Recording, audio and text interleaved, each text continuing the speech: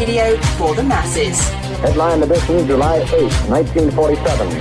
The Army Air Forces has announced that a flying disc has been found and is now in the possession of the Army. If the game is rigged, change the game. Game changer. I occasionally think how quickly our differences worldwide would vanish if we were facing an alien threat from outside this world. This is Fade to Black with your host, Jimmy Church, on the Game Changer Radio Network. Good afternoon. Good evening. Good afternoon. Good morning. Good evening. All right. Fade to Black. How you doing? Today's Monday, July 27th, 2026. Let's do this, man. I'm your host, Jimmy Church. What a great week we have coming up on Fade to Black. Kicking off tonight, Patti Negri is with us. Old World Magick and a lot of other stuff. Tomorrow night, James Von Prague is here. Life Beyond Death. Wednesday night, Mark D'Antonio, UFO Propulsion Systems. Thursday night, Cliff Dunning, Ancient Civilizations. Wow, kids. You ready? That's a pretty good week. That's pretty solid. That's a pretty solid week. And very excited to have Patti on the show. We were just talking about that earlier. And you guys, you're with me every night, you know. How many times has Patti's name come up in the last couple of months on this show? You know, and it was just one of those things. Okay, got to quit messing around. I've always wanted Patti on the show. She's great. She's amazing. She's funny. She's very talented. And I don't know why. I'm going to ask Patti, why did we wait this long? Why? Some things just don't make any sense, do they? I got a couple of excuses. And I was just talking to Michelle earlier this afternoon, and a couple of weird things, aside from, you know, the poltergeist in my haunted house and all of that other stuff.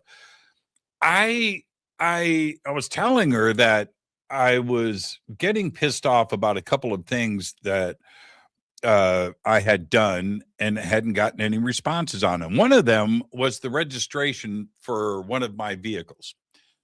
And it hadn't come in the mail, been about a month. And I was like, what's going on? I go to the DMV website today, and it's in the shopping cart. All right. What? And I'm not talking about, I'm checking the mailbox every day. I'm getting more and more angry. And it was all on me. And then it happened a second time today, and it's even more embarrassing than that. Something that I thought I had done, and it involved money, and I didn't do it.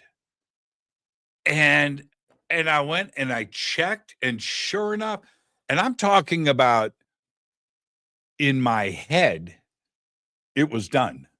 I've never been like that. Man. I've got to I need some of them memory vitamins. Wow, really making me nervous. And then that combined with we did the AMA last week, and the conversation always starts on the show. Okay, so what's the update on the ghost in your house? And there's been a few things this week. Aside from, and this is still sitting in front of me. I'm going to tell Patti about this in a couple of minutes. And a couple of other things. Man, life. There must be, and again, I'm going to ask Patti about this. She's the one that knows these things. You know, we can look at it like one of three ways. And I don't know which one to scratch out the list. Is there a simple thing where there is just a reality around us that we can't see, and once in a while it comes into focus and we see stuff? Is it that? Is it the crashing of timelines? You know, it's the multiverse and another version of me and us is out there. making mistakes, or we're making mistakes here, and then the other reality crashes in. And was that the reality where I paid these things, and then in this reality they weren't? Is it that? Or is it something even more simpler? Is it just that ghosts are ghosts and spirits are spirits and stuff happens? Is it all three? I don't know. And every day that goes by, I saw Amy Hoyt today, and she's just an amazing psychic and medium. It's like, church, man, I'm here for you. I don't know if I need to dip my toes in that water, but there's something going on. So tonight, Patti is with us. We can ask all of these questions, and I hope I get the answers that I seek. She is a world-renowned psychic medium. She is the Good Witch of Hollywood, by the way. Of course, Ghost Adventures.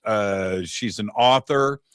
And by the way, her links are below over on our website and throughout social media. Tonight, I want to talk about haunted dolls. I want to talk about paranormal investigations. I did one with Patti. I wonder if she remembers that. And how can we all figure this out on our own? We're going to do all of that and much more. She's right here, the one and only Patti Negri. Patti. Hey. Hi, Jimmy. Thanks Good to see you again. Good to see you too. Thanks for having me on finally. What? Yeah, right. Okay, so what's the excuse, young lady? There isn't one, is there? There isn't one. I have none. You have none. It's just time and space doesn't exist on the other side of the veil, and we live there. So what do you do? Well, my 4 questions that I want to start the show off with, Okay. right? Wait. I can't forget this. You, and again, no excuse for this, you get the first time guest disclaimer. Okay. Next time on your show, on the show, you don't get it, but you get it tonight, which is this. Patti, it's just you and I sitting on my couch having a conversation as friends. And where the conversation starts, it starts. Where it ends, but we're going to end as friends. Okay, now you have to accept, and we can move on. I accept. Okay. my 4 Now leading questions. Yeah, right. I know, right? Is let's start off with some foundational basic stuff. The one question that everybody has, and there's so many different answers to it. What is a ghost? Is a ghost a spirit? Are they the same thing? To you, what is a ghost?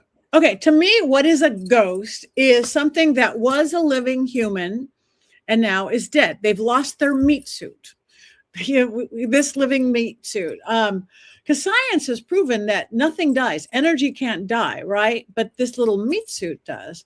So if I believe our spirit and soul live on, whether it's in the ethers or come back and visit, I think we do come back and visit. I'm not of the belief that ghosts are stuck here. I think 95% of the time they're hanging out because they want to. They want to watch the grandkids grow up. Even the dark ones, the guys in the prisons, all the spooky places we always go. That's the life they knew. They're not being tortured now. So they just hang out.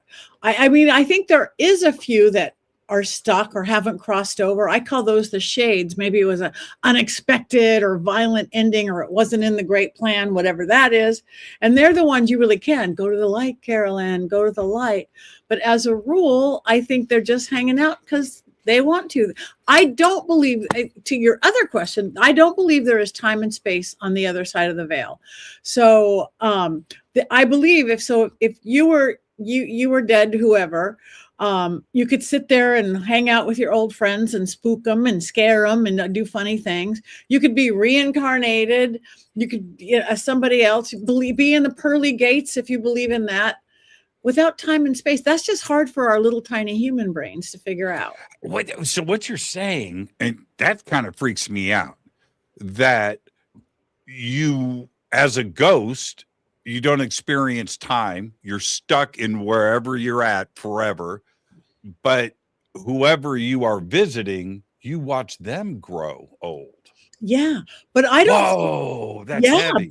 But I don't think you're stuck. I think you come and go as you want. Again, in case you are stuck, if you're someplace bad, being held in by a big, darker creature or a bigger, badder ghost or an egregore or a servitor or something, I think there's ghosts stuck like places like the Cecil Hotel, held down by something bigger and badder. I think Elizabeth Short is being held down by the ghost of the guy who killed her. But as a rule, they're not stuck, but they don't have time and space. So when we do stuff like a paranormal investigation or a mediumship, I'm doing a seance around the table or a gallery for 1,000 people, it's like they get that little titillation of being alive. Ask, answer. They have this feeling of real time. So it's like win-win. We get answers. I mean, I've gotten everything from iPhone codes so the family could get the photos off the iPhone to where's the what? Yes. Okay. This young guy had passed away, leaving a young wife and a little toddler. And here she sat with his iPhone and didn't know the code to get it off. She tried all the obvious birthdays and didn't have it. Literally, working with a Ouija board, the ghost gave me the code and she got like 1,000 photos off. It was funny because this was years ago now. It was the same time national news came out that there was some big crime and the FBI asked Apple or CIA asked Apple to give us the code and Apple wouldn't do it. That's private. Right. It's like, oh, I should have just talked to a medium or used a Ouija board. They could have, but they didn't. But yeah, I remember that. Tim Cook said, the head of Apple said, no. We can crack it. We're not going to. Yeah. Wow. So it's like, right. But I did. It was to get pictures. I'm not going to go. It's just to get pictures for this little kid. But again, they get that titillation of time, space, even if it's like this artificial ask answer. So it's win-win for everybody. We get the answers and lovely entertainment and. Okay, that makes sense. Okay, this is where my dark mind goes. Okay, that makes sense in that you see a ghost that died in a spirit in 1850. You see them in their old-timey pioneer clothes, right? Okay, so that, of course. So they're stuck in that. Wow. Do they know? Do they understand that they haven't aged? Why would they age? You're messing with my head right now. That's crazy. I think as a rule, they do. Again, and I don't think they're that stuck. That's just the world they're in. That was their world, and that's the world they hang in it. And it's interesting about aging because, like, if somebody enjoyed growing old and I enjoyed becoming grandma or grandpa and they're dead, they will show themselves as grandma or grandpa. If somebody like getting old sucked and I didn't like it, they will show themselves like 30 years earlier in their 1950s beehive or something. It's like, oh, so I think they kind of have that option. So I could be my 1984 version of me being in a hairband on the Sunset Strip. Yeah. I could be that ghost. Yeah. Spandex, Capizios, Aquanet. I could do the whole thing. Yeah. That would scare the shit out of somebody. And then hang out on the strip, scare people. Yeah. Right. How haunted is Hollywood? Hollywood is so haunted. It is, isn't it? And I like it. It's actually a lot of good haunted. I do in our media world and TV and now all those YouTubers I work with as well. You want to go to the spooky places because Americans like to get scared. So you go to the insane asylum and the serial killer's house. But I like hanging out. Not that there's not dark there too, but I like hanging out at the Hollywood Roosevelt where the ghosts are hanging from a chandelier having a good time. I like the presidential suite at the Biltmore where they're dancing on the tables and just like, woo, had the best nights of my life here. Happy ghost. But the Jimmy Kimmel's studio that used to be the Freemason, temple. Back in the 80s, that was a rock and roll nightclub, right? It was that place is huge. Anyway, that is haunted. It is so haunted. That cast and crew and everybody that works on the show there, they've got to be experiencing stuff like every day. That place is completely haunted. So yeah, so much of Hollywood is haunted because again, it's you want to hang out there if you and plus big in life, big in death. If you're Bob the quiet banker and you worked in a cubicle and maybe you're hanging out at your bank in Pacoima or something, but you're quiet, and if you were some big old rock and roll star or movie star, you're going to be big. So Hollywood is super haunted. I mean, I've literally sent the Ghost Adventures team to Ripley's Believe It or Not Hollywood Toys. The Hollywood Women's Club is crazy haunted. We started finding bones in the backyard, and like Charlie Chaplin used to hang there, and it's crazy haunted right there on La Brea. The American Legion Hall, crazy haunted. Again, I mean, every place is haunted everywhere. There's so many damn dead people, but you notice them more in Hollywood because you noticed them more when they were alive. Yeah, I used to live across the street from the Houdini Mansion on Laurel Canyon. And I was up there had a recording studio there. And one of my friends says, "Hey, man, let's go over to the Houdini Mansion." I go, "The Houdini Mansion?" He goes, "Yeah, man, across the street, right up." I go, that abandoned place. This was in the 80s, right? Not like it is now. And we go over there. There was people like homeless. It was bad. Anyway, we went there at night. I never went back. I told him, I said, "This is the most haunted place I've ever." You can feel. Have you ever been to the Houdini Mansion? I have. When I was young, and we used to hang out at the same thing well before it was fixed up and stuff. I was there recently since it was fixed up. Now it's like a wedding venue, and it was the night before the wedding. They actually came and had me do a seance in the now fixed up building. It's still haunted, but way different. What was spooky before, as much or as more than the ghost, was the crazy people hanging around. Right. The living ones are usually much more dangerous than the other ones. I can't believe the condition. It was just a wide open lot, right? In the 80s, when I went there, and the doors were open and the windows were broken out, and people just I could not believe it. Yeah. That and you could tell it used to be really, really beautiful. And then it just became like a homeless shelter. Yeah. And then it died. But and it makes sense that Houdini would be there too, because last year we went to the Winchester Mystery House. We were shooting a ghost. I was talking about that yesterday. Or really? Saturday night. Yeah. We had Harry Houdini lived there for 1 month. Because he always wanted to debunk psychics and seances. He lived there for 1 month. And after that, he never debunked it and stuff. But we went there with Harry Houdini's last remaining blood relative. And we got crazy stuff. Aaron with his Polaroids got electricity coming out of our finger. It was like mad scientist stuff. It was awesome. Yeah. I went to go see The Odyssey on Saturday night. And on the way to the movie theater with my friends, Amy Christine, I don't know if you know Amy, the psychic medium. She's my neighbor out here, and Romeo, and the Winchester House came up, and I said, "That is one of the most haunted, freaky places I've ever been to. Like that's legit." And she said it was the same thing. She saw things there, and it's right here in California. Right it's here a pretty in crazy place. And yeah, it's worth going to. Besides the whole ghost and the history and the Winchester thing, it's the trippiest house you've ever seen. The stairway to nowhere, windows on the floor. I would be lost there right now if I didn't have somebody to guide me out. 100%. And I think I said this to Amy and Romeo. I said, if I had the money, I'd build that house. I'd do the same thing. How cool is that? Stairs to you know what I mean? And just twisting and turn. Yeah, I would do it. Yeah. Nothing wrong with it. The house is really cool. It's just very haunted. Very haunted. Yeah. Now, can we talk?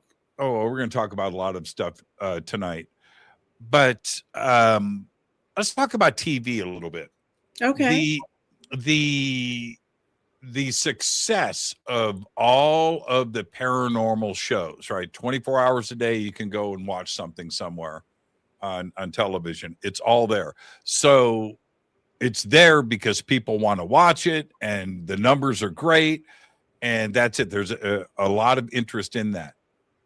But I also back off sometimes going, this seems a little fixed, right? It seems a little, why do we get the good and the bad with that? Well, I think it is because some probably are. I have never done a show that neither have I. Or fixed.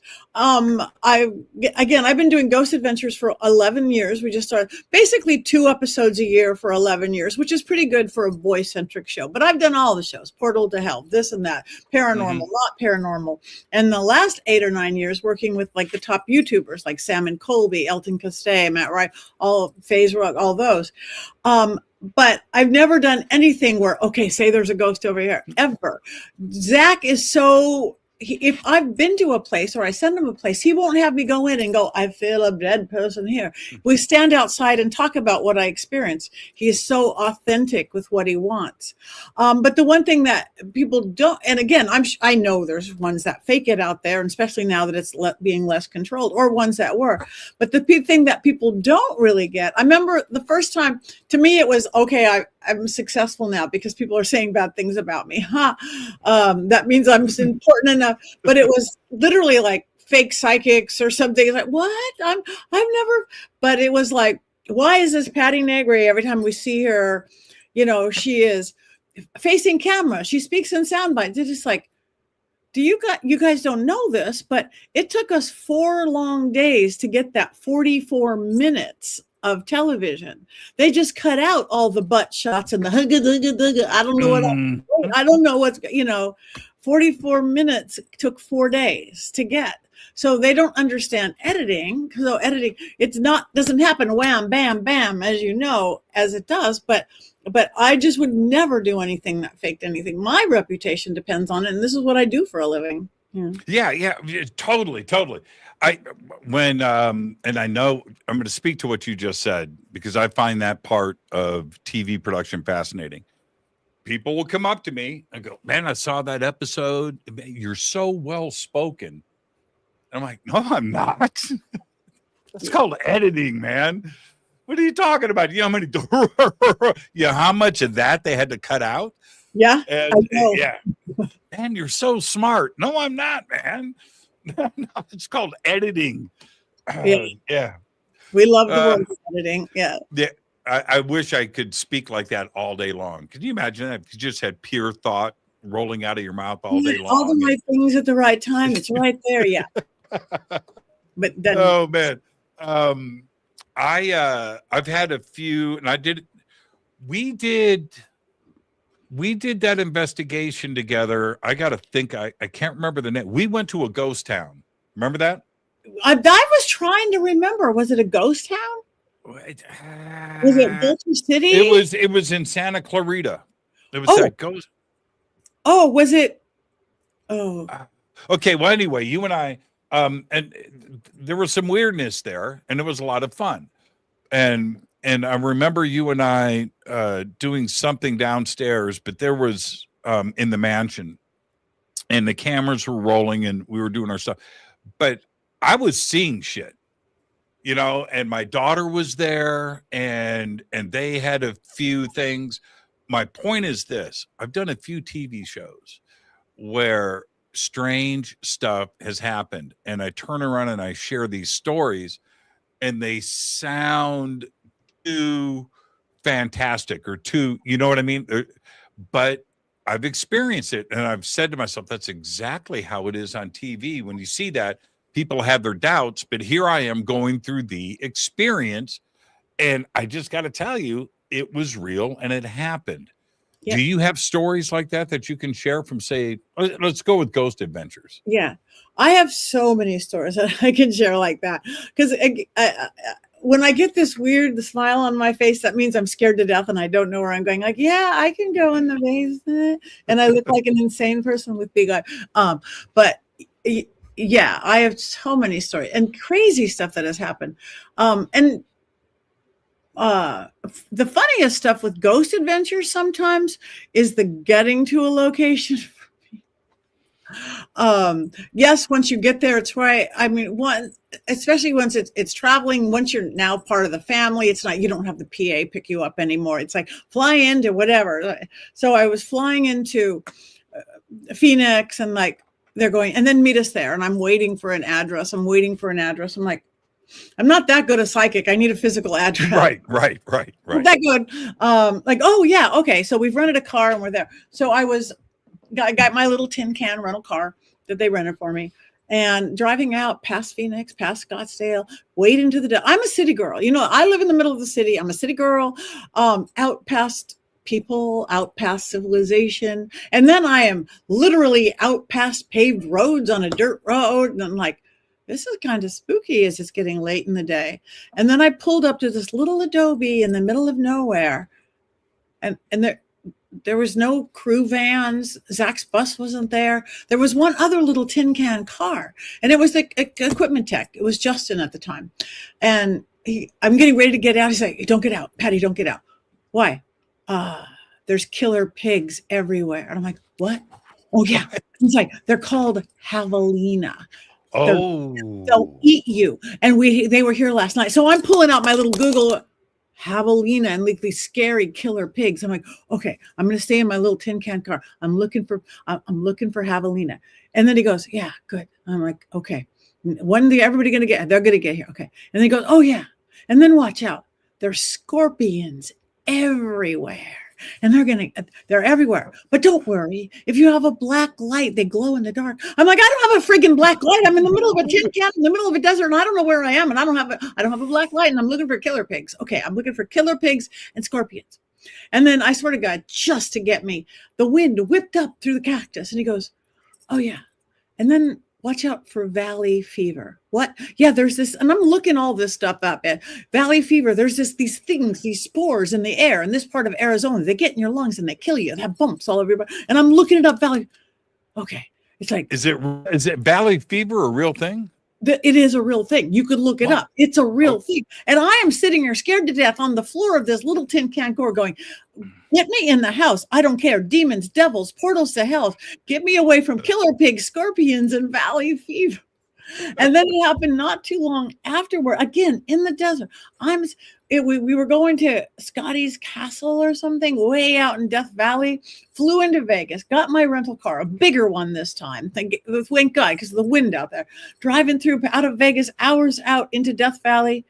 And I'm realized I haven't seen another car in 2 hours. I haven't seen a living thing. I haven't even seen a living plant. I'm going to get abducted. I know I'm going to get abducted. And this is it. Nobody knows where I am. I'm not even going to get there. I don't know where. They didn't even give me an address. It was like, go to some defunct ranger station in the middle of nowhere. And then all of a sudden, like GPS wasn't working. My phone wasn't working. By the time my Apple Music went out, I was done. I was like, oh my God. And I finally pull up to that little defunct thing that they gave me an address to, but not an address, a defunct place this many. There was nobody there again, because I'm always, and I'm like, oh my God, they've left. They don't know where yet. I'm going to get abducted.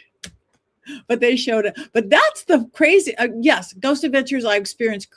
The sound and how Cecil Hotel is the scariest, darkest place I've ever been. Now, when you go into, let me ask you a question. Let's use the Cecil as an example. You're talking about Cecil here in LA. Yeah. Okay. That place, you just drive past it. Skid Row and everything else in that part of town, and you just look, it's haunted. But when you go into those places, are they locked down, and are you in total darkness? Mm-hmm. Yeah, we are. And again, the Cecil, that is the darkest place I've been. And I travel the world like you doing this, but I never know in advance. And Zach had called me maybe a couple of weeks before, and he's like, we're coming to LA. I didn't say when. I got a call he called me. He's like, can you get here in 2 hours? I'm like, 2 hours? I'm a girl. Did I rush my hair? I was at my brother's. So he gave me an address. I do not think he told me it was a Cecil, but he said it's Skid Row. It's downtown. It's spooky. Right. So right. I get there and I saw those water towers where the girl had like floated in water for 3 weeks. And I go, oh, this is the water tower girl. But I didn't remember anything. I didn't remember Richard Ramirez and some others and how many deaths had been there. So I'm parking and it's funky Skid Row. But every step I took getting closer to it, I got more and more depressed, more and more hopeless, more and more I want to kill myself. It was so dark, and it's affecting all those people down there, not just the Cecil, but the whole ground underneath it. I mean, so much so, a rat didn't even want to let me pass. Rats down, but rats usually skitter away from you. He would go towards me. I'd go right, and the rat would go right, and I would go left, and the rat would go left. I'm like, let me in. I want to kill myself. And I'm like, by the time I got there, I was so depressed. And these guys, the guys had been there for hours. They were fine because I let myself go into trance second I parked my car because that's what I need to do. So they had their cameras strapped on. They were ready. And Zach's like, okay, Patty, here we are, 14 floors, 700 rooms, all unlocked. You tell us where to go. And I was like, I just want to kill myself. So I walked up, went to the elevator. I'm like, oh, this is that elevator where the girl paid that like little game. And I'm like, okay. And I pushed a button and we went to a room and I'm just like, I got to get out of here. And I'm walking up to a window and opening a ugly little room. And I'm just going, I got to get out of here.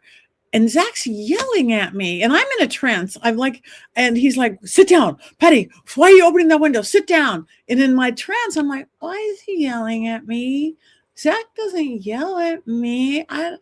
Literally, and he made me sit down. And there was a SLS carrying of the 700 rooms, I had led them to a room somebody had jumped out that exact window. And here I am going, I got to get out of here, opening up a window that didn't even have a screen on it. The video of her coming in and out of that elevator, some of the most frightening stuff I've ever seen.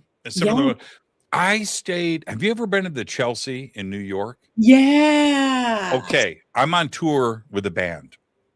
We pull up with the tour bus in front of the Chelsea and we go in and we're all checking in. We're getting our rooms and I go to my room and I go in second floor. I'm not staying here. I'm not digging this vibe. I go back down. I tell the tour manager, dude, I'm sleeping on the bus, not staying here. And he goes, why, man? Are you scared of the Sid and Nancy hotel? I go, oh, no, man, I'm staying on the bus, man. No. Yeah, the Chelsea is haunted. Yes. Yeah. I've never stayed there. That would be a trip. Me neither. I stayed on the bus 2 nights, man. I stayed on the bus. I used to stay on I don't have money. I'm going to do New York. Right down the street from the Chelsea, just a secret for anybody, there's a hostel. It's called the Leo House. It's run by the Catholic Church, but you could say they're really cheap and really safe. And the sisters make yummy homemade muffins in the morning, and you don't have to be Catholic or anything. I don't know if it's still around, but that was my place right next to the Chelsea. The Chelsea freaked me out. I mean, I felt the vibe. I don't want to spend a whole lot of time talking about me. Why? But there's always a but, right? So I get this house 5 years ago, and the house was built 1984. Okay. And, nice neighborhood, nice little thing, golf course, all that stuff. And like from the first night and the first morning that I was here, when I first moved in, I had a mattress, typical bachelor shit, right?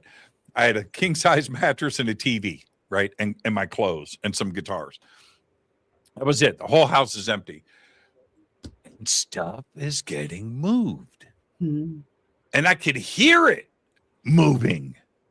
Right. And so like the second day, and maybe by the third day, I'm talking to a ghost, to a spirit, literally going, man, chill out. I'm not going to freak out. I'm hearing stuff move. I was like, man, what? Now, the house doesn't have to be old to be haunted, does it? No, not at all. It absolutely doesn't.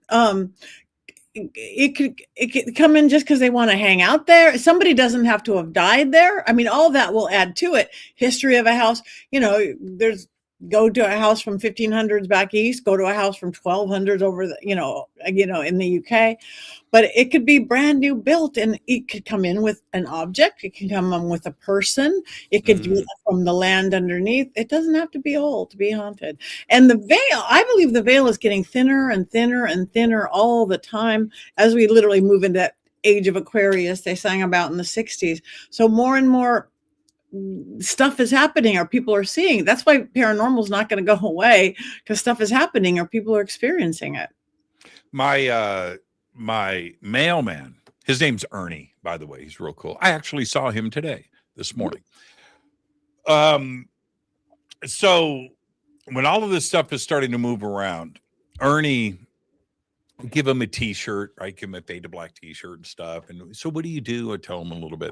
All right. And so right after that, he's back. I said, Ernie, let me ask you a question. So I talked to my neighbor. I don't want to freak my neighbor out. I'm not going to do that. Anybody die in the house, right? Any serial killers live? I don't want to do that. But, just basic question. And I went up to Ernie. I said, Ernie, how long have you been a mailman here? And he goes, 40 years. I said, okay. All right. Who lived in my house? And it goes, oh, nice. I remember when they built the house. I said, oh, okay. All right. And, oh, yeah, 2 families lived there over. I said, okay. Anything else you want to share with me? No. Everything was cool. Kids were nice. The kids grew up, family moved out. And I said, okay. All right. Anything else? No. So I got nothing. I got nothing out of my neighbors, nothing weird. But for about 2 years, Patty, maybe 2.5. I've been here 5 years, 2.5 years. Something moved or made a noise, or I saw something every day. If I was a disembodied, you're a big personality, you're creative, you're super intuitive, whether you want to call yourself, because you're an artist, because you're a musician, you're intuitive. We work that right brain side of ourselves. And you're also I could tell you're very sensorial sensitive, how we're affected by smell, color, taste, music, obviously. If I was a disembodied spirit or ghost walking by, I'd look at your neighbor's house and like, oh, they're a skeptic. I'd look at your next neighbor's house and go, they're asleep at the wheel. They're a walking zombie anyway. They don't look up from the TV. And then I'd look at your house and go, oh, he's going to know that this. dude will get it. Yeah. He looks like fun. Yeah. This is how frequent it is. What's today? Okay, last week, I want to say it was Thursday morning. I come in to my studio, and if you ever come to my house and you're invited, you will see one thing about my house when you come in. It's clean. Okay? All right? I don't have just ketchup in my refrigerator. My shit's right. Okay? It's nice. And I'm proud of that. So when something is out of place, you see it. So I come in right behind this chair on the floor. It's black carpeting. Is this in the middle of the floor? And this is a filter, a magnetic filter from my computer, which is underneath over here on the desk in front of me. This is behind my chair in the middle of the carpet, just sitting there. Wow. What the fuck? Right. Yeah. So I look and I'm like, what is that? I didn't even know what it was. And I picked it up. Then I see it's a filter. You can see the dust on it, right? It's a filter. It's got a magnet that goes around it and it sticks onto the computer somewhere. I still haven't gone and tried to figure that part out. Anyway, so now, how does it go 6 feet from my computer, which is under my desk here to the right of my leg, all the way over here into the middle of the floor where it's sitting there? That's crazy. Ghosts. And yeah. So did I freak out? Nah. No. What good is freaking out, Patty? Right. It doesn't help. But it's going to happen, and it's going to happen to you. Stuff moves. And again, maybe you had a computer tech, maybe a tech ghost. Maybe you wanted to let you know you needed to clean your filter. A computer tech ghost. A computer tech. Maybe. Yeah. No, I've got all my dolls behind me. Only one of them is really haunted. I had one of them sitting right next to me just for looks, like say this is a doll, my water bottle's a doll. I was teaching a class at my school and I'm talking right into my little Zoom thing. The doll, both my hands were visible. The doll moved 6 inches at least right into frame. I didn't notice because I'm looking at my Zoom screen. All my students noticed. I tried to debunk it, nothing I could do. And but the doll, I'm like, that doll's not haunted. That doll is haunted. The one in the burgundy in the back. But this doll is not haunted. This is her doll. Why did this move? My cat wasn't there. My dog wasn't there. Nobody was home. I blew it up and I watched an orb go from. Hold on a minute. How many haunted dolls are back there? Yeah. Well, a lot. Oh, no. This is the one who'll wink at you. What? And people can tell her mood. People can tell her. I mean, I write books on this shit. Oh, man. I literally saw an orb come out of my bookcase into the doll, move the doll, come out of the doll, and move past my desk. So I think it was the haunted doll was playing with the little dolly and moved her. So that they can move stuff. They can move stuff. Where do you, I'm freaking out right now. I'm not even looking at you and you're beautiful. I'm looking at these. Okay. Where do you get the dolls, and does each one have a story behind them? Yes, and some were gifted. Many were gifted. My one real haunted doll family member was sent to me from a girl in Belgium because this doll had made her sick for 3 years, made her hair fall out. She had seen me do a seance with Peggy the doll. Peggy the doll is one who now she lives in Zach's museum. She had given 2 people heart attacks just looking at pictures, documented. The dolls, she's been talking. Yes, she is. And you can tell her emotion, right? You could tell her emotion. You could tell when she's cranky. She moves her head. She winks at people. But anyway, this girl had seen me do a seance with Peggy the doll. It wasn't even Ghost Adventures. It was a spinoff called Deadly Possessions. And she figured if I could handle Peggy, I could handle Belle. So she asked me if I could send her. She sent her. I had never done a Facebook Live, had no desire to, but the doll I've got to do this on visit. 50,000 people watched me open the boxing of the doll. Not my people. It was like, she wasn't a famous doll. She just did. She needed that energy. And I opened it up and I go, oh, she is dark. I did not let the sun set without banishing the dark spirit, but I knew there was a good spirit underneath. It still took weeks to get it that my dog and cat would go near her. I had to keep the herb rue in her hand so she didn't drain people. Everybody wants a haunted doll now. Everybody has a haunted doll now, but you want a high vibration haunted doll. I don't like good or bad or good, because a low vibration one will make you sick, will drain your energy. A high vibration will be just as spooky. You'll hear them walk around. They'll move things, little noises. They'll look at you, but they won't make you sick. Well, that's I was out of the country. I'll just say that. I was out of the country. And I was gifted this little doll, handmade doll, about this big, kind of like a voodoo thing. I don't know. It wasn't a voodoo thing, but I'm saying, think of that, right? Okay. So some of you would stick pins in. So anyway. It could also be a puppet.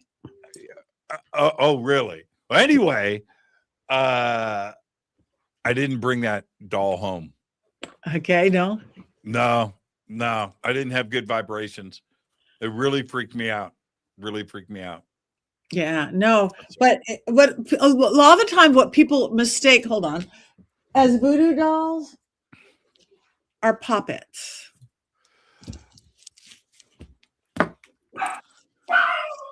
And what do you do with those? What? You stick pins in their head. No, this one represents me. Half of my book is about the proper care and feeding and acquisition without getting ripped off on eBay of haunted dolls. And half of it is about magical puppets. My book literally combined my paranormal world, the ghosty stuff, and my witchy world with puppets. This one represents me, has a necklace I always wear, has my name on it. I stuffed with herbs and crystals. If I get a head, I hit my head, I'm going to get a headache, I will stick pins in her head and I don't get a headache. It's sympathetic magic.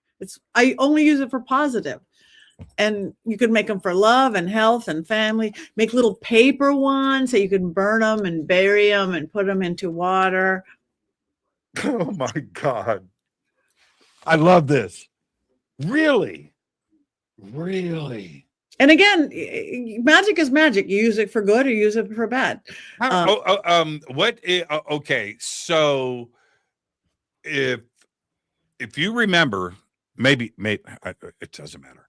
Isis, right? Mm-hmm. Goddess in Egypt. Osiris. Isis was known for a couple of things, but Isis ended up being the god of all gods, right? Took control of the men, right? Okay. So anyway, but how did she do it? I'm going to ask you about this right now. Okay. Magic in Egypt, especially ancient Egypt, is a real thing. Okay. It's a real thing. Yeah. And Isis was magical because she was known as the one who knows everyone's name. Okay. Magic in Egypt is so real that all of the names that you know today of anybody is a fake name. It's not the name your mother and father gave you at birth. Why? Because if somebody knows your real name, they can put a spell on you. Right. That's a witchcraft thing. You want to yes. You know what I'm reading about ice? I'm like, holy crap, really? Well, that's the thing now with the dolls that you just showed. If somebody has a dark intention or a light intention, whatever, but can they use that? If they know your real name, is that how that happens? No, I don't think so. But what that does work with, if you're getting into dark arts and demons and demonic stuff, and you're getting a name of something, and then you have some power over it. Just knowing this, I don't think that holds true in our modern world. If somebody wants to make a doll to bind me or something, tie up the arms, tie up the legs.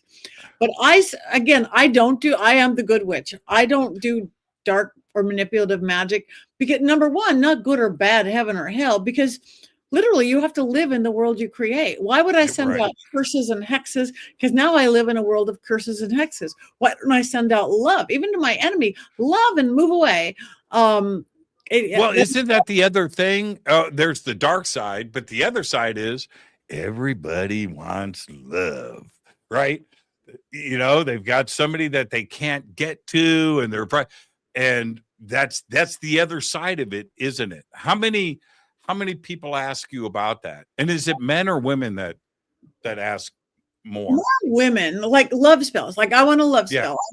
Now I'm really good with love spells. I talk about it's in my book, but I would not say somebody's in love and I'm in love with Bob. Put a love spell on Bob. I'm not going to do it because that's manipulative magic. I don't have Bob's permission. Now, if we have Bob's permission, we probably don't need a love spell on him anyway.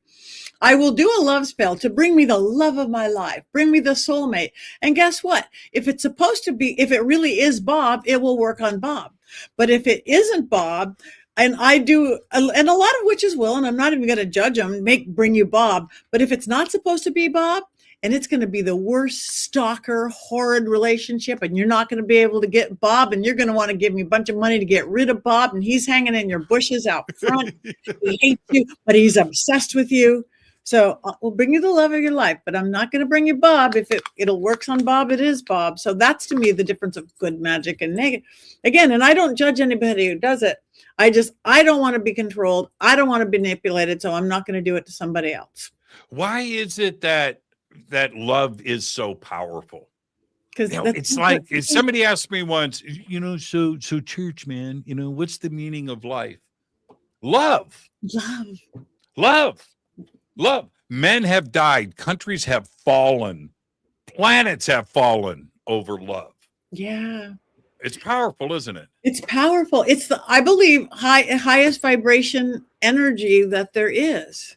It's a high vibration. Love cures all. Love is all there is. We can name songs from the beginning of time on that.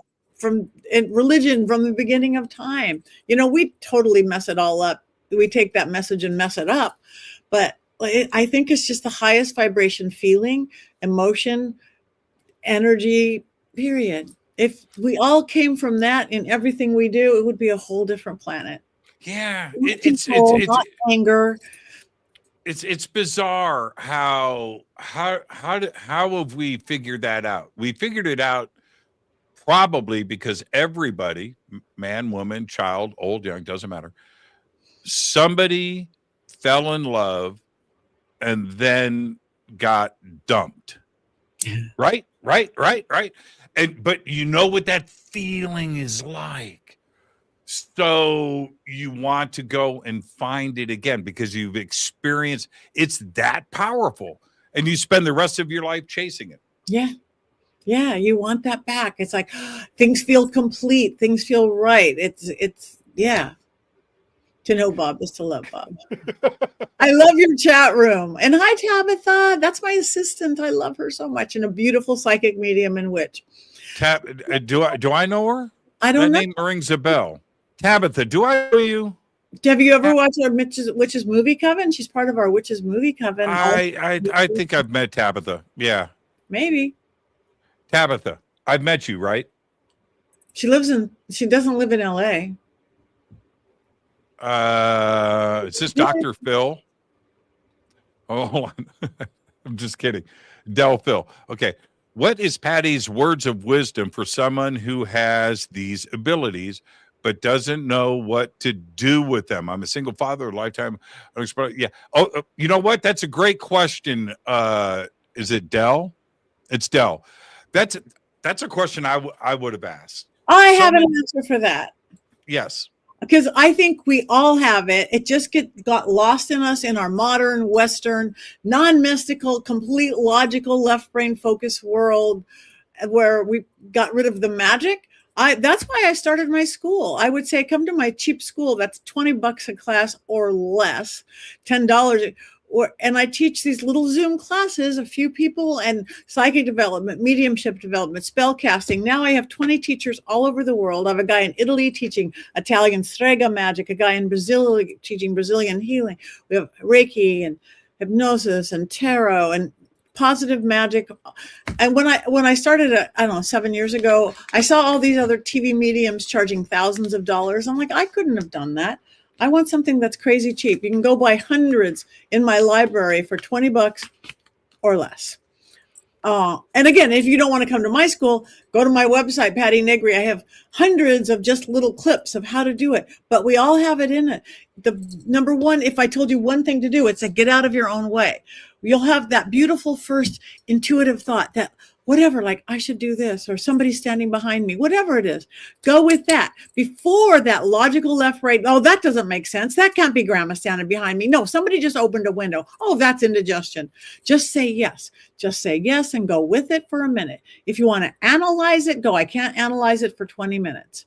And the more you step into that practice, the more you're afraid of not being wrong, the more you'll be right. And the more it's okay to be wrong, the more you won't be wrong, period. That's it.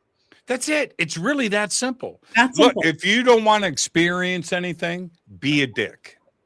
Nothing will happen.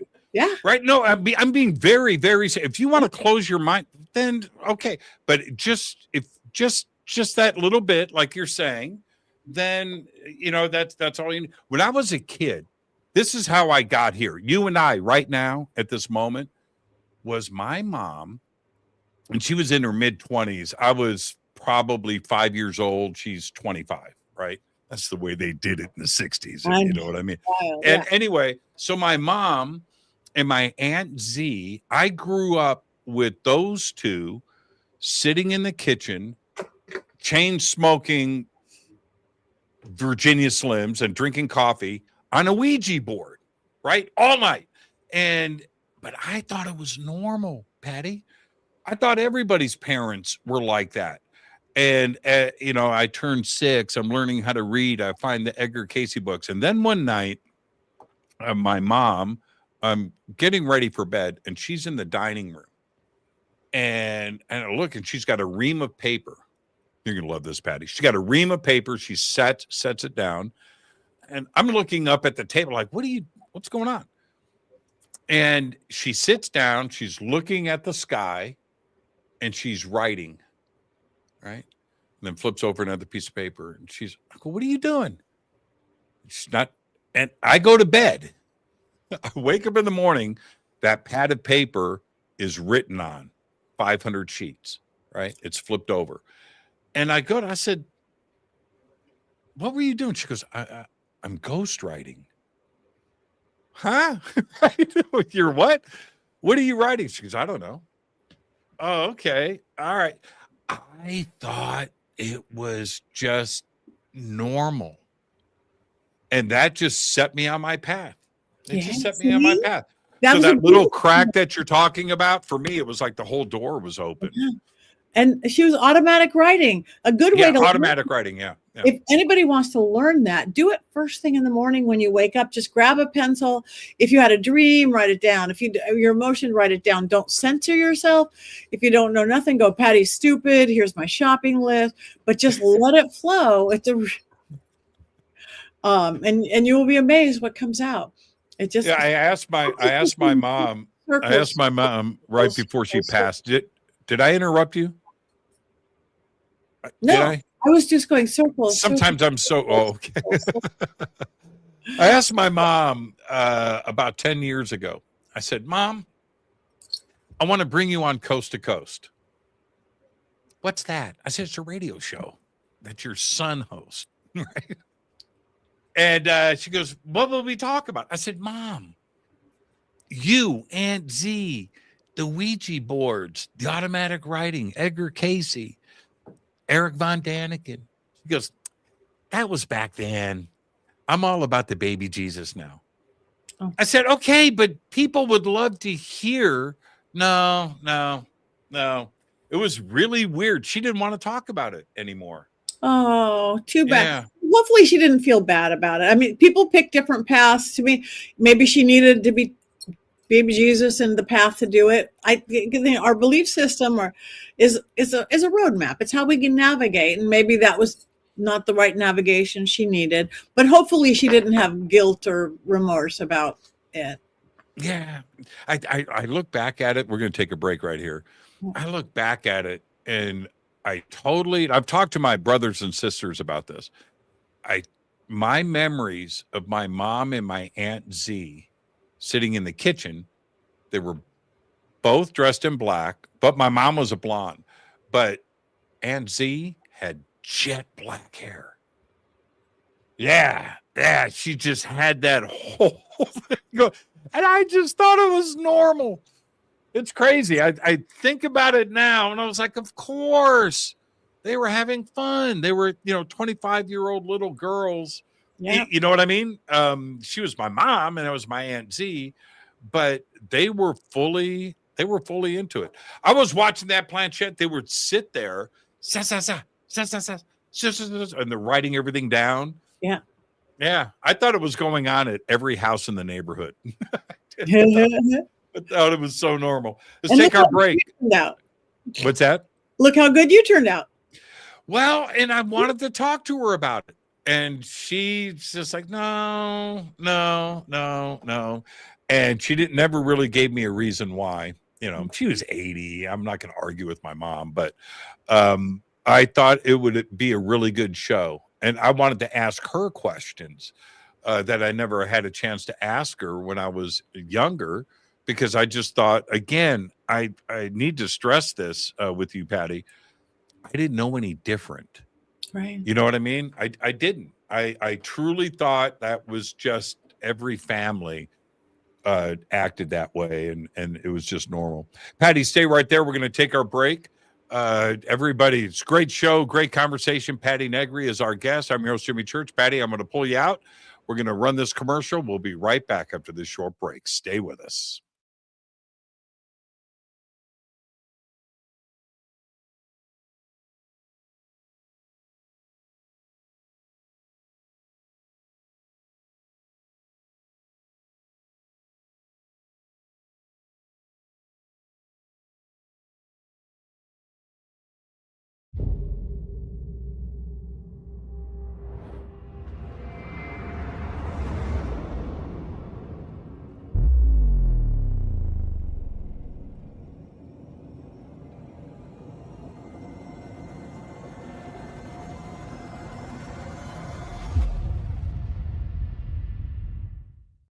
Subscribe to our YouTube channel to get your alerts and access to over 2,000 videos. Click that subscribe button now.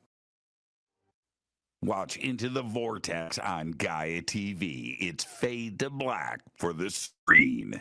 Simple to do. Go to Gaia.com, search Jimmy Church, or click on the link below. Follow Fade to Black on Twitter at JChurchRadio. Get all of the show updates every single day. It's now called X, but who cares?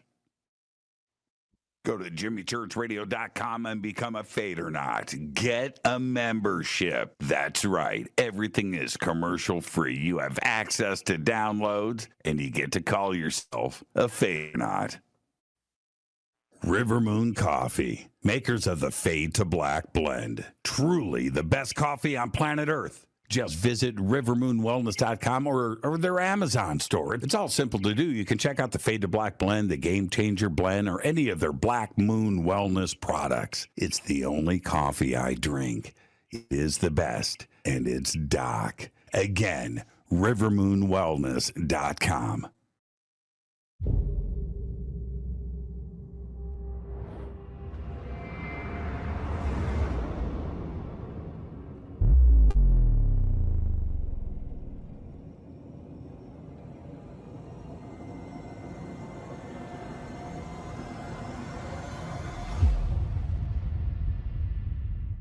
All right. Welcome back. Fade to Black. I'm your host, Jimmy Church. Tonight, Patti Negri is with us. What a great conversation. Let's just pick it up where we left off. Hey, Patty. Yeah. Can we get one of those dolls to wink tonight? How do you do it? Do we just concentrate? Concentrate. Again, the one that's probably going to do it is this one. This is Belle. She is the one that really has a set spirit in her. Others Okay. have energies and stuff, because not all haunted dolls have a ghost in it. She does. Sometimes they just have energy. Maybe it was from a little girl or little boy who loved it, or there was trauma or tragedy. But she's the one who moves around. She has one. I guess kids are wearing these little ghost lights. I don't know how they're even supposed to work, but she turns it on by herself all the time. I guess it's kind of like a little K2 meter or something. Okay. All right. And what's her name? Belle. Belle. Everybody. Belle. Belle. Wink at me, Belle. Yeah. Wink at me, Belle. Move around. Maybe we'll get somebody to move around. Yeah. God, that'd be wild. If I turn my camera around, there's hundreds of eyes staring at us. Oh, man. But that's my Barbies. I've been a doll collector since birth. Hundreds of Barbie dolls, and none of them have a spirit because she's just the goddess herself anyway. She doesn't need to take on a ghost. Not that she couldn't, and I teach you how to call into a spirit, into a Barbie or anything else if you want to in Dollcraft. But yeah, I got a lot of eyes on me. Every time, almost without exception, if I have somebody on the show, doesn't necessarily have to be a psychic or a medium, but we're talking about ghosts, we're talking about this, something happens, some noise, something, with the guest or with me or a shadow. And So we'll see what we can make happen. When did you first started to take notice that you had the gift? Always. I wasn't even in kindergarten. I talk to spirits and again, I do believe kids have the gift. You were lucky that it didn't get taught out of you. Most people in, again, our modern Western society, oh, your imaginary friend. Luckily it didn't get taught out of me. My mom always went, yeah, grandma, or her grandma could do that too. Her grandma saw that too. I literally was so obsessed with dead people because they had so much to say. It wasn't dark. It wasn't morbid. They just had a lot to say. I did my first seance, which is one of the things I'm known for, the way I lift the veil. I was 7 or 8 years old in my little suburban Long Beach area home, went in my little suburban house into the hall where there were no windows. I could make it dark, stuffing towels in the door, and realized I didn't know any dead people. So I'm like, Marilyn Monroe, John Kennedy, whoever I knew was dead at the time. And it filled with lights and orbs and shadows and noises. And I was jumping up and down as I ran out of the house screaming, going, this is real, and studied it my whole life. Wow. Why do Ouija boards have such a bad rap? Hollywood. Yeah. Hollywood. I mean, I've been using them. I have the same ones. I've had dozens and dozens since I had when I was that little kid. I was like you. I had Ouija boards at that age. And Hollywood makes them bad because, again, we like the bad sensationalism, not I want to talk to grandma. But they really can. I like, again, it's people. But now we have made them bad because we put that energy out. So there can be a darkness attached to, plus we're waiting for that. Our intention, our belief system is our reality. So you're coming in there scared, don't go zo. You're going to get zozo. And it's like, but, they're just a tool. It's so funny because people are like, I won't go near a Ouija board, but they'll play with tarot cards or a little safe little pendulum or their dowsing rods. Same thing. It's just divination methods. I did dowsing rods with you. I love dowsing rods. Yeah, I remember that. We did that. We did that in that. What was the name of that ghost town? It was in the mountains behind Santa Clarita. Yeah, I can't. Something. Did it start with an N or an M? Yeah, McClay. But there's a ghost town. I didn't even know there was a ghost town up there. So you and I, let's talk about dowsing rods for a second, because you and I, we did an investigation of the mansion at that ghost town. And so I was walking around with you and we went from room to room. We had like 50 people walking behind us. But anyway, we're going through there and I was watching you and watching the dowsing rods going crazy. I gotta say, I gotta be a little skeptical. I'm looking at your hands. All right. Your hands aren't moving. I was standing next to you. Pretty incredible. What did they actually pick up? These have been around forever. Water, literally, you can find water in the desert with this. Legitimate contractors, nothing to do with our woo-woo world, can find water lines with this. It's energy. I hold them so lightly they can't move. Okay, this is mine. This is very common, but yours could be different. They cross on yes and they don't cross on no. You are literally in my home in Hollywood talking to each other. No, we are talking to each other electronically through electronics. Yes. I'm not moving a muscle. I'm not moving a thing. You have a live giraffe in your house. No. There's guitars behind your head. Yes. Oh, that's whack. And they will point to ghosts and they will point to spirits. I can't control them. I could hand these to anybody, and I do it I will hand it to somebody on an investigation or a seance. Can I ask a question? Can they hear me? I think so. Talk loud. Is my spirit, my ghost that is in my home, is it female? Yes, but you knew that, didn't you? I don't know. I don't know. I don't see. Let me tell you why I don't know. I have so many friends like yourself that are really gifted, right? And they come in here and they go, Jimmy, and I don't want to know. Right? I don't want, it's like, I don't want to open up that door. So, wow. Okay. So crossing is yes. For me, everyone's going to be different. It's like, it's your own little, it's like learning your own with it. That's very standard though. Crossing is yes and uncrossing is no. Now mine have little, I'm doing it now, but I'm not. Like if mine is right over left more, that means you or the person or thing we're talking about is making that happen. If it's left over right, that's left moves more than right. That's outside sources, God, the universe, aliens are making it happen. So like a cross is this just it. Like say if this one's going right and this one's moving left, you're trying to make something happen and this is working against you. So you can use it more for ghosts. If it's going, the left one's coming in, the right one's, you are running away from something. So you could use it more for than just yes or no or ghosts or where's the spirit. It's fascinating to me. Yeah. I mean, that's wild. I'm for being transparent with everybody. I was standing next to Patti. We were doing this thing for an hour or two, and I was watching her hands. Yeah, I'm just okay, you know. And everybody's talking. We're all asking why we're doing that, but yeah, I was fascinated with that. Is it picking up the energies from the earth? Is it like an earth thing?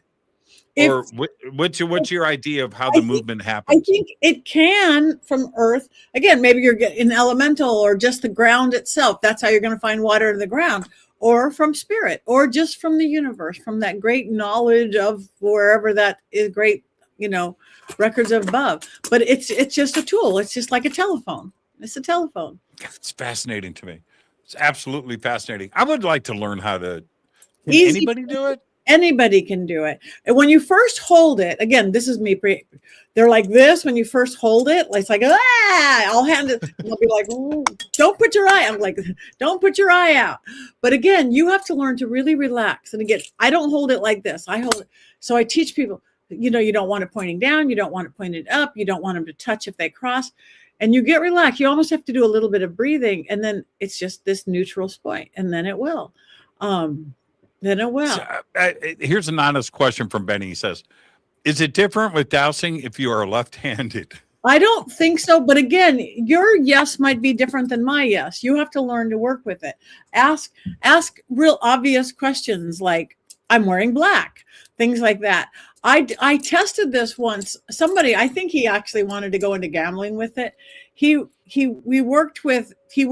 had 20 psychics. And every day he would say, who's going to win, the Yankees or the Dodgers and the football or this or the hockey game. And we would turn it in the day before. I am not a sports person. I don't know anything. And we would turn it in. And we did so great. Our odds were really great. But I think all of a sudden he started betting it and it went bad. Well, okay, Jeannie. You've granted me 3 wishes. You really want it to go bad? Make it about money. Make it about yourself. You know what I mean? That's the universe. That's the universe. Well, that's cheating. That's like my Ouija board, not my Ouija. Well, yeah, my Ouija board gave me the iPhone so I could get photos for the widow and son. It's never given me the lottery number, and it's never given anybody else the lottery number either. And cheating. This is like a super real question. Do you go into somebody's house, pick up on a vibe, and keep your mouth shut? Well, you know what I mean? Right. If I'm just going in to go visit a person or hello, you're there for dinner. You're not there to be Patti. I am queen of the off switch. I am about as psychic as a rock because since I was a little kid that's part of these funny gloves that I wear is part of that. Actually, it's not a fashion statement. When I was a little kid, I walked around with my thumb inside my hands like this. People made fun of me, like, but that was my off switch because I don't want to go to a grocery store and see somebody's dead mother. I just want to go for groceries. So it's like on, off. It makes the on, whoa, now we're really on, because you want more delineation, and it makes off, off. Once you get good with on and off, then you can get a dimmer switch. I'm a little on, a little off, but I don't want to walk around being an empath, feeling your angst and seeing you're dead, whatever. So no, if I walk in, unless there's a reason I need to, when I do house clearings all the time, then it's on. Okay, this is why I bet you argue in your bedroom a lot. Right. There's no intimacy there. Right. You always hang out in the laundry room and you don't know why. This is why. When it's on. But when it's off, to me, that's not cheating, but that's like voyeuristic. If you didn't ask me to feel out your house, or even if I'm in the grocery store, I'm not going to go up to somebody, even if some spirit's talking, going, your mother wants to talk to you. I'm not going to be Long Island medium because I'm choosing their karmic path. I'm not going to be Long Island medium. But what if it's bad? Like you need to warn somebody. Do you then open your mouth? No, but again, okay, fair enough. I have to tell you, I'm not the psychic who's going to say you're going to get hit by a car on Tuesday, because my witch side completely overshadows my psychic side. As a witch, I believe we can change fate. I believe not everything is said and so. We dance between fate and destiny and free will. Free will is the magic. So I could say, Jimmy, I'm not going to say, hit by, but I'm going to say you could walk out of your beautiful house and a bird's going to poop on your head. I am such a good psychic. I know when you're going to walk out of your house. I know when the bird's going to fly over. I know when it's going to poop on your head. But my witch side would take over and say, Jimmy, a bird might poop on your head when you walk out of your house tomorrow. So go out the back door, put up an umbrella or wear a hat. So you don't get hit by a bus. If the bird poops on my umbrella, I'm writing a book about Patti Negri. Hey, Mark Anthony, right? Yeah. Okay. On my TV show Beyond Belief over on Gaia last month, I'm interviewing Mark. Now I've done 100 Beyond Beliefs, right? 100 TV shows, and I'm out there next week taping more. I've done two, not with you. I've done two with George. Yeah. I gotta get. I want to get. We got to get you back on with me. It'd be a lot of fun. Yeah. So I'm sitting there with Mark, and I've never seen this ever. I've done 3,000 shows, Patty. There's always a first time, and this is what happened. Mark is sitting in front of me on set, and we start, I start the show. Hi, this is Jimmy Church, Beyond Belief. My guest today is Mark Anthony. And, Mark, welcome to the show. And I turn to Mark and he's got a halo. Really? A friggin' rainbow halo. And I'm I got to be Joe professional, right? I'm in my suit. I got to be cool. Cameras are rolling, right? And I'm looking at Mark, and I've known Mark for a while. He's got a halo, and it's rainbow. It's like rainbow triangles coming around his head. And so I asked the first question or second question while he's answering on All That I Love. Looking at him again. He had a halo, man. Mark Anthony had a halo. You were looking at his aura. And again, isn't that crazy? I call this head, I call it our crown of illumination. Because number one, our five senses are there. Of course, our eyes, and our sixth sense is there with our third eye right here and the back of our neck. That actually, I think, is the largest portal on our body. That's why I close that on paranormal investigations. That's why when we pray, we bow our head to whoever we're praying to. So I call this thing, and you look at old-fashioned pictures of holy people, every belief system, there is a halo around their head. It's a crown of illumination. So you were seeing his. See, you're gifted. Ghosts are going to messed with. I did 3 more shows, 3 more interviews that day. Nothing. And not that I was expecting anything. My point being, it was only on Mark. And that evening we went out to dinner. I'm sure you know his sister, Rocky. She's amazing. I love her to death. And so the three of us are out to dinner. And I told him what happened. And yeah. I think he took it as a badge of honor, but he also said the same thing that you just said. Man, well, you have the ability to see that. It's never happened with anybody else. See, but it can. Only with Mark. I'm waiting for it to happen with you or Belle in the background. No, she moved yet. We keep not looking at her. Yeah, and here's let me ask you about this. So what I saw, imagine triangles, right? Like a triangle, right? A series of triangles, like rainbow, like yellow, pink, blue, green triangles. Yeah. Have you ever seen? They have them at like psychic fair, aura photo cameras. Yeah, like, I've had it done. Yeah, it was sort of like that, or just more deeper. Because it was triangle. They were triangles. Cool. Yeah, well, like rainbow triangles. Yeah, that's like snowflakes or what snowflakes are. That's sacred geometry. Well, was it because of Mark, or was I just seeing it with Mark? But if I knew what I was doing, I could see it with other people. Yes. Or was it just Mark has got some crazy thing going on in his skull? I say both are true. He has a really strong aura that's seeable because there's weak constitute and strong one, and you probably are comfortable with him and you know him, so you are more relaxed. You can see it with everyone or learn to do. Everyone's going to have different size ones, just like with everything, but just choose that you go see it more often when you want to, and you will. Might take some practice. Mark did one other thing. I want to ask you about this. If you do this, we were sitting. I had dinner with him 2 nights in a row. So it was one of these nights. And I had a thought in my head about my brother who had passed.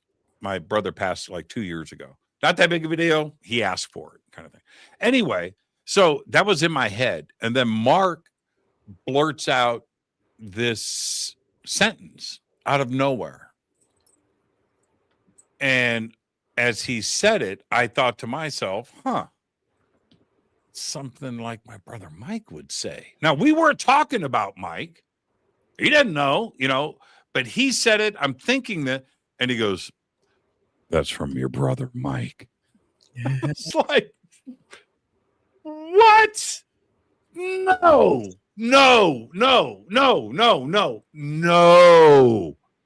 Yeah. But Mark said it. When you connect to the other side like that, is it really that direct? It can be. It often is. 2 nights ago, I just got home last night from Arkansas. Beautiful. Not what I was expecting for Arkansas, up by Eureka Springs, this little artist community, beautiful little, but I did 2 seances, one, a big one, like 70 people, but we were in a circle. So I called it a seance, not a gallery, and then one, a smaller one. But literally I was talking to the spirits, and I always kind of in my head ask for something confirming. So I literally, to this one woman, I go, "Why does the ghost keep saying eyebrows, eyebrows, eyebrows?" And she goes, "That was our keyword. We always said before they died that if you know that you're there, say eyebrows." I just heard eyebrows. That's how grandma said orange socks. Yeah, that's our little. Oh, wow.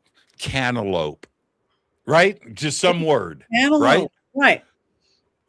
When, if you remember in, the movie The Shining, Scatman, whenever he would have something about to happen, he would smell oranges, right? And then whatever was going to happen happened.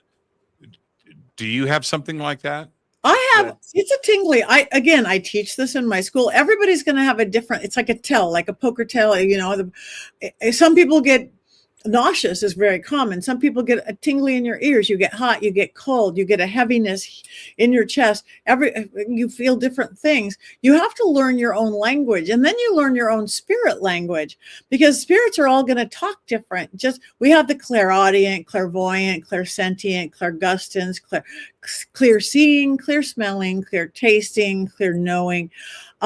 Some spirits are going to talk in emotion. Some spirits are going to talk visual, like you're watching a video. Some you're going to see words. So it's like learning your own spirit language, both so you see how you communicate with them, and then every spirit's going to talk different as well. So it's like I'm taking Spanish class, or I'm taking French class. I'm learning to talk to spirit. And I do believe we can all learn to do it. We all aren't going to learn to be the best. Like everybody could take piano lessons. Not everybody's going to be a concert pianist.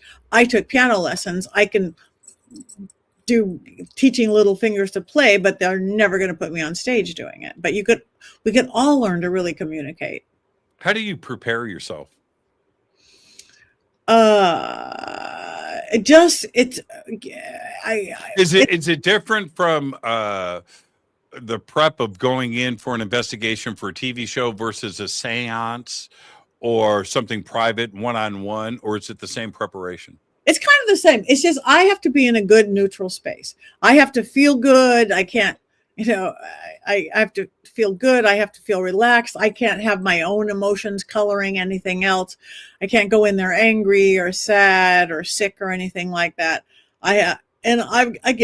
Between meditation techniques and breathing techniques, especially meditation breathing, I mean, just simple breathing, I could just to get to that neutral, relaxed place. You don't want to go in with,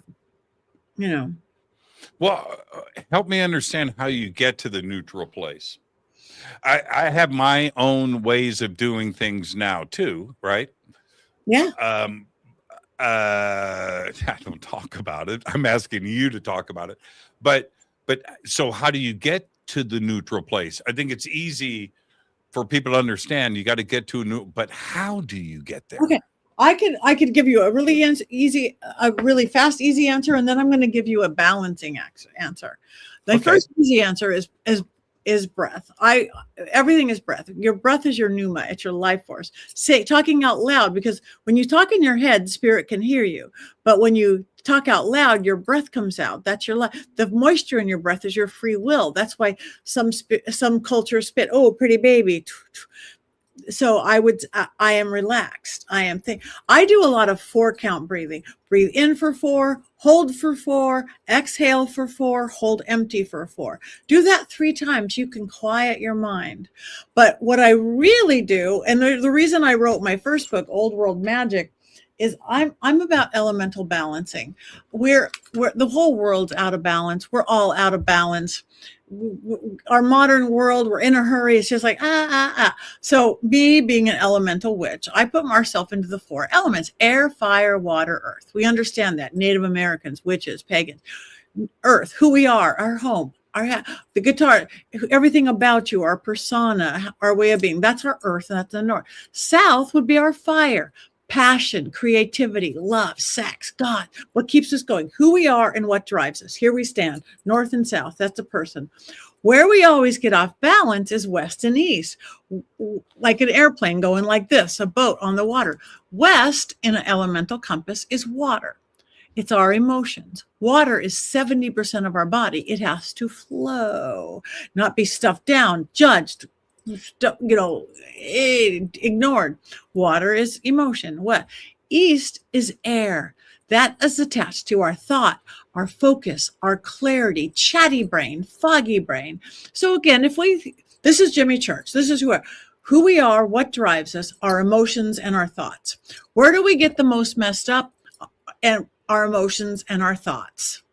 What do we need more than anything to survive more than a few minutes or a few days? Water and air. So I'm a big believer of that mind, body, spirit philosophy, right? 20,000 books are written about it. Psychology books, self-help books, religion books, woo-woo books. Mind. We will never surpass our own belief system. Fact. If you don't think you could do something, you're not going to do it. You think you can conquer it, learn that. That's the people who do. Mind. Body. You got to get off the couch and take action. You want to get healthy? That's option. Spirit, that's less tangible. People don't get that. But spirit is the battery that makes the other two happen. You actually could get spirit lots of ways. Through your faith. Go to church, go to temple, pray. That's faith. Do all the new age stuff, vision boards, affirmations. That's the spirit. Do what I would do, candles and herbs and oils. Oh my. But you and everybody out there could look at everything you've accomplished in your life. You've accomplished a ton. You've believed you could do it and that you deserved it. You've gotten off the couch and taken action towards it. And you had some faith or magic or belief behind it. The stuff we haven't quite accomplished, usually one area in a life, one or two of those things need tweaking. You don't really believe you can have it or deserve it, or you haven't taken action towards it, or the energy behind it. So if mind, body, spirit gets us, the one thing we all are, no matter what our belief system or our religion, we are all human on this earth.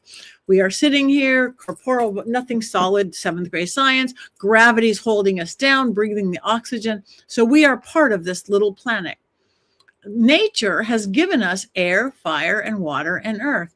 So the next time, if you're not as, everybody watching this, listening to this, you are lucky. You every day should be, you're happy. I'm happy. I get to listen to this cool show every night. If you're not as happy as you want to be, or productive as you want to be, or even equally important, not as conscious as you want to be, we don't want to go through life phoned in, by road, automatic pilot, asleep at the wheel. That's the zombies that they, whoever they are, want to turn us into. So you're not as happy, productive, or conscious as you want to be. Look back. One of you is the most out of balance. Often it's our emotions. Somebody flipped you off on the freeway. You got in an argument. Maybe you're just angsty and you don't know why. That's your water element. What you need is water, running water. Think how good, It's fascinating. think how good you feel after a shower, right? No matter what. Like an aspirin takes away a headache, water running around. You can't jump in a shower 1,000 times a day, but you could go run your hands underwater, a drinking fountain. Walk up, mind, body, spirit. Walk up to that sink. Go, with this water, I'm going to release this angst or anger or fear.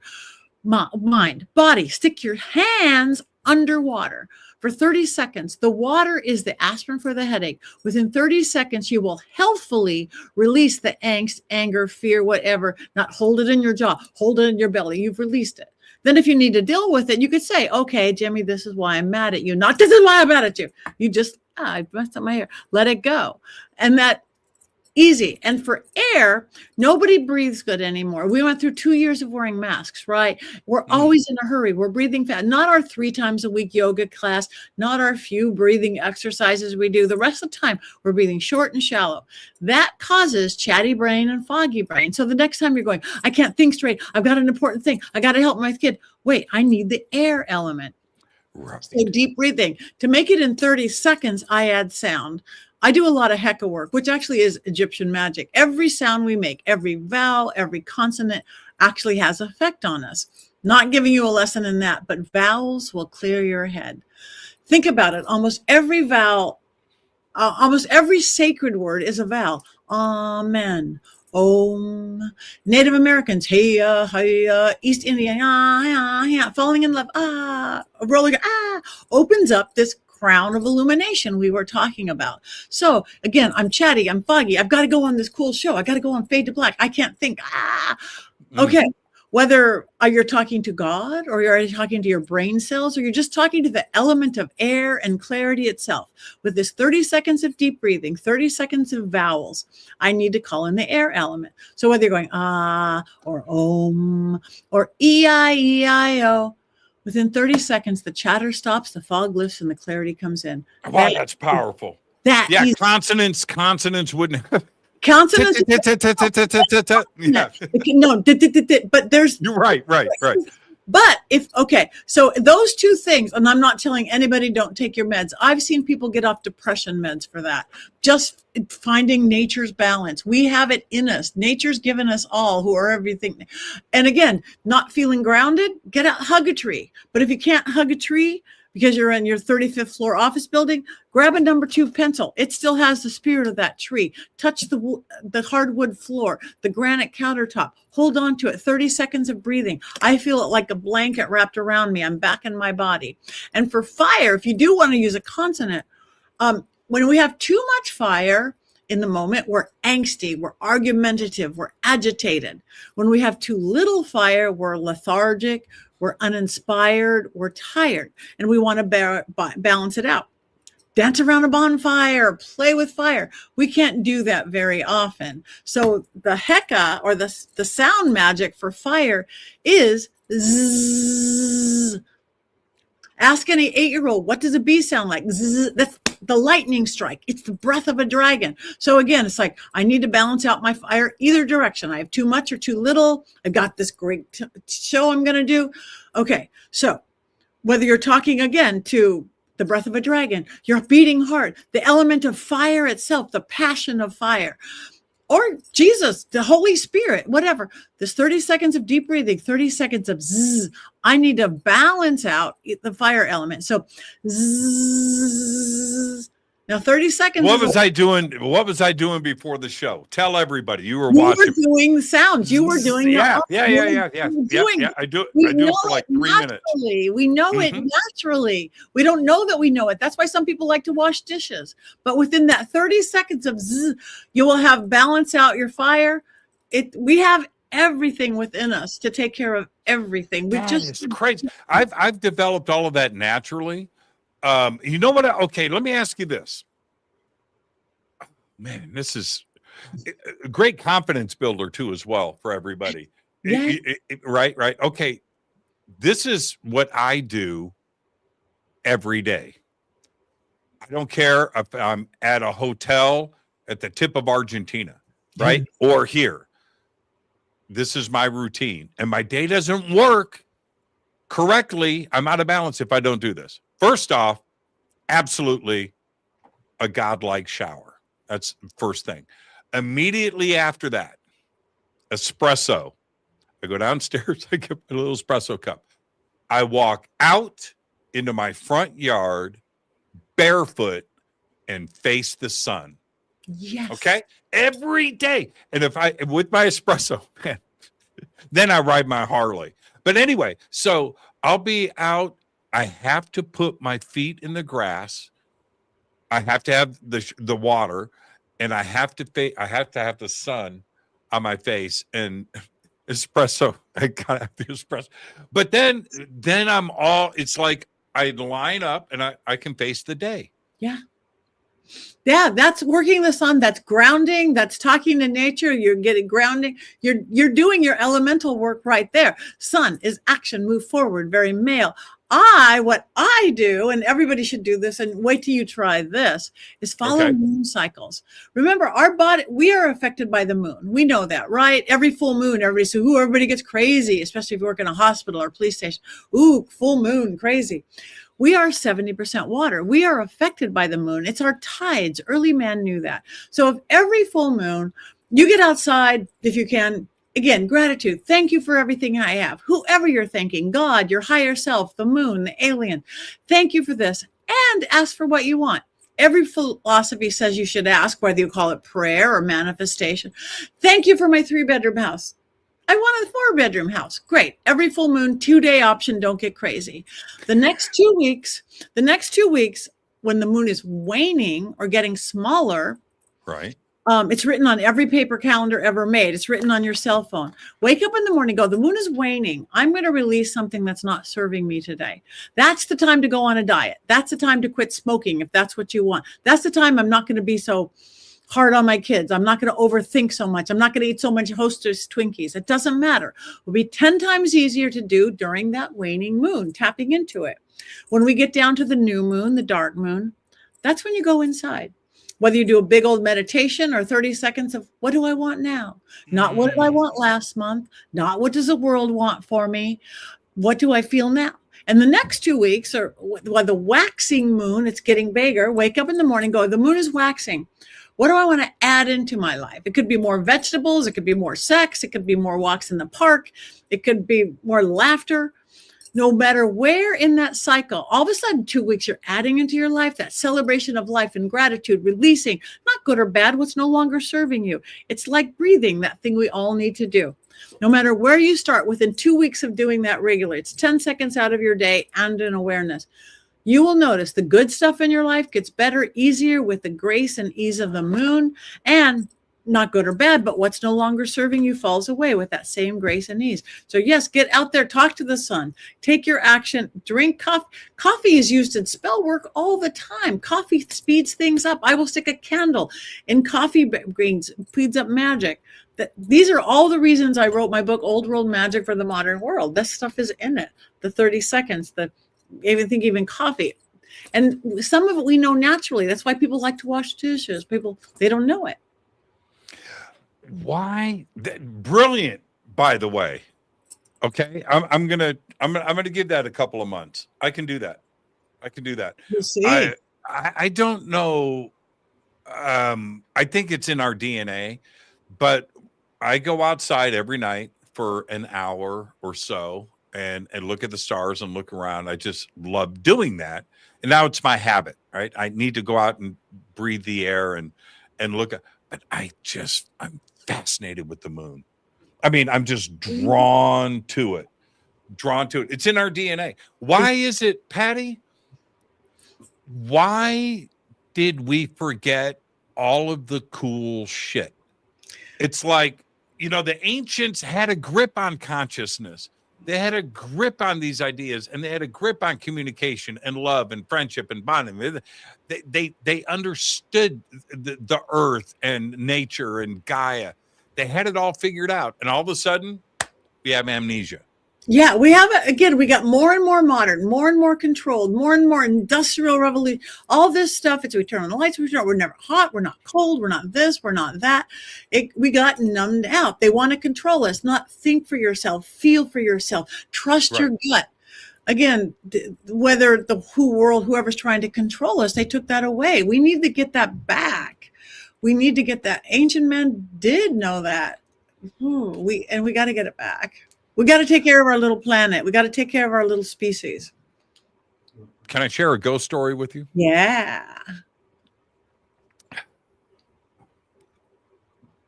About 3 years ago, after the show, in my house, down that hallway and then down the long hallway to the other end of the house, I have a music room. There, you would think this is my music. No, it's not. I got drums and amps and PA system and all this down at the end of the hall. Right, and that music room has double doors. Okay, not a single. You understand what I'm saying? It's double doors, and that's at the end of the hallway. Right in front of the double doors is an angled bathroom. The door is not flush with the hallway. It's angled. So if you're walking out, you got to turn, and then there's the door. It's at an angle. All right. So after the show, I go down, and in that bathroom, when you turn the corner into the bathroom, now you have the bathroom mirror in front of you. Okay. And as a man doing number one, I'm looking in the mirror, and in the mirror is the double doors. Follow me now, right? I'm looking at the double doors in the mirror. I'm not doing number one yet. Anyway, so I go in and I turn on the light, and I'm looking in the mirror at myself, and then in the double doors behind me, this dude goes right by. It's a shadow like this, right? And I scream, and I fall backwards. There's a shower. Anyway, I fall backwards and I fall backwards into the door, and I'm thinking somebody's in my house. And I stand up. I go out into the hallway. There's a light switch on the other end of the hallway. I flick the light switch on, and I look in the music. Of course, there's nothing there, right? Now, that was 3 years ago. I won't go in the hallway now, day or night, without turning on the lights. Really? Never saw it again. But here's the crazy part. where I'm looking with my eyes into the mirror. That's where it happened, right? I watched it. Mirrors I and portals. watched it. Patty? I watched it. You know Nosferatu, the movie, right? Yeah. Right? The shadow on the wall. It was like that. Yeah. What did I see? Well, you probably saw a spirit walking by like this, wanted to touch. Again, you're going to draw them in, Jimmy. You're going to draw them in. And mirrors are portals. That's why so often bathrooms are haunted. Number one, they got mirrors. Oftentimes there's two mirrors that face each other. There's a portal. There's water in bathrooms, so that's a conduit. You're going to get ghosts in your bathroom. Scared the shit out of me. I'm a grown man. Okay. I've got a Harley t-shirt on. I've got Harleys in the garage. I listen to Pantera. I love Black Sabbath. And I cried like a little boy. That's it. I can't. Lights on, man. Lights on in the house. So, yeah, I didn't think about the water thing. And the mirror. Okay, so if there's no mirror, I don't see the ghost. Right. The ghost could be there, but you don't see it. So how much goes on that you don't see? Oh, so much goes on that you don't see. And again, the more you start to develop your intuition or whatever you want to call it, the more you're going to see or feel or just know. Again, the different, you don't have to, we put in this world everything on our visual and hearing because we have to drive to work, red light stop, green light go. But in spirit world, you could see a man standing behind you, or you could just feel a man standing behind you, or you could just know there's a man standing, or you could smell a man standing behind you. Oh, man. And I've gotten to the point now where, and I'm wondering if this is a good mindset or good advice, where because I could easily freak myself out. I live alone, right? I could lose my mind. So I've just resigned to, I don't give a crap. Is that a safe place to be? Yeah, just what I believe, since I was like not even in kindergarten doing this, I firmly believe that this is our realm of existence. And so if something comes in that's negative, it's like, go away. You don't want to say it with anger, and you don't want to say it with fear, because if it is a low vibration or negative, it wants you to get angry and scared. Do it like a parent, do it like a teacher. Nope, not today. I'm peeing now, go away. You can't be exactly here while I'm going to pee. Are we ghost to ghost? We're ghost to ghost. I like that. That should be the show, Ghost to Ghost. No, you know what I mean? Is the ghost that I saw, right? Is he going home to his wife like, maybe I saw this ghost today in the bathroom? He screamed at me. I don't know. Right. I was walking by and this guy hanging out screamed at me for no reason. Yeah. See, what I did and why I will go anywhere, anytime is I love to get scared. I embrace fear. Fear can freeze us in our tracks, make us not live the life we want to live, ask for the raise, have that deep conversation. Or fear is the biggest motivator out there. And in an industry you and I are both in. We pay money to get scared, watch scary TV shows, go watch horror movies, ride motorcycles, do daredevil things, jump out of planes. So why not? It's like, instead of going, I'm so scared, take that fear into I'm going to make that scary phone call. It's like, I'm going to ride that roller coaster. I'm going to ask for that raise. When you start embracing fear, that's when you do everything different. It's like, I can't wait to get scared. Should we ghost hunt, ghost investigate our own house? Or should we leave that to the professionals? Or maybe not at all? No, I think we should, again, because you want to control your house. You want to know if there's ghosts there, and you want to have control. If you don't want the ghost in your house, I can tell you how to get rid of it in 5 minutes. If you want to get to know the ghost, I can tell you how to do that. But we should keep our house clear. Your house has to feel like sanctuary. When you walk into your house, even if you have a tiny half of a room you share with 12 people, you've got to feel good. You're a house sanctuary. I won't bring anything negative. Like I won't bring a negative haunted doll. I had one it was a gift from a client. It was like a little doll, kind of like a voodoo doll or voodoo doll. It was New Orleans thing. And I love my office. I love my little office with hundreds of eyes looking at me. But all of a sudden I noticed I was not spending time here. I take my laptop upstairs, my phone. It's like, why am I not spending time? I'm looking around and I looked at this one thing. I go, oh, it's you.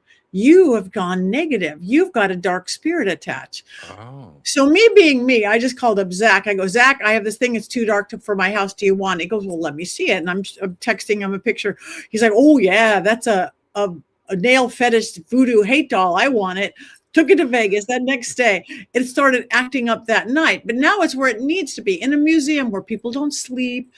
You don't eat and drink and live a life. So I won't have something negative. So you should walk through your house, feel it. And when you want to clear your house, hit pots and pans together, ring drums, clear things. You know, will you sage or what? Sage is kind of harsh, but sometimes you need to. I got something in my eye. I hate that. I hate it. It's like probably cat hair. No, we're talking about ghosts. That's what happened. That's what happens. It's like, yes, ghost is poking me. I